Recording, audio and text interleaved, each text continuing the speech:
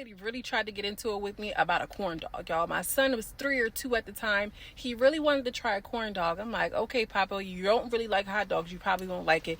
I want to try a corn dog. I want to try the corn dog. Girl, we get the corn dog. So my family member was like, let's just see. Whatever he gets it, he eats it. He doesn't like it. Surprise, surprise.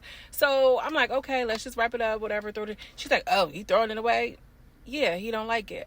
Oh, well, you ain't gonna try to let him eat another piece, or you ain't gonna make him. I'm like, no, he doesn't like it. You feel what I'm saying? Like, girl, what's the issue?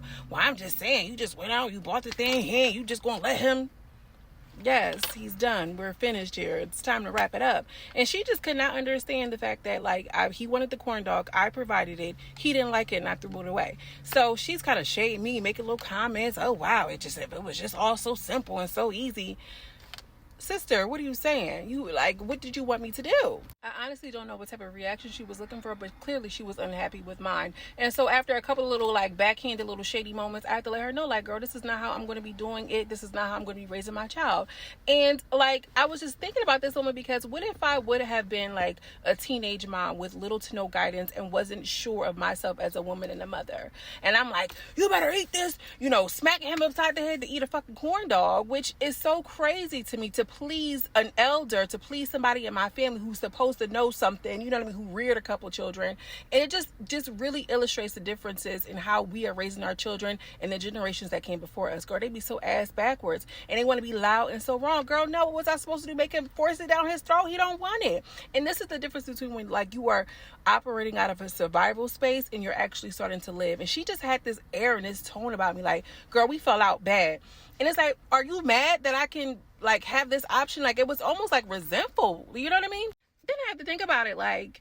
You want me to put this message into my child that even though you don't like something, you don't want to eat something, you still have to deal with it, girl. That's not the reality. The reality is you are not stuck, baby. If you don't like this, you can get something else. And a lot of times these older people feel like, oh, well, this is just what it is and I'm stuck in this.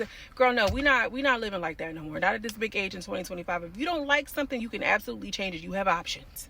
Okay, I'm not saying anything that I don't want to, and I'm not going to be forcing that and passing that on. It's going back to if I was a teen mom, I'm doing this and it's that's how those cycles repeat itself because you learn it from her. She toxic and then you under the influence and impression and you doing that to your child. Girl, absolutely not. Let's be clear. I'm not promoting to be wasteful because, girl, in this economy, listen, I feel like children should definitely understand not to be wasteful when it's age appropriate. And also, too, I think that children should learn to earn. You feel me? But I just did not agree with her trying to force me, you know what I mean? Trying to coerce me to force him. Girl, we're not doing that. And this applies in all aspects and areas of your life.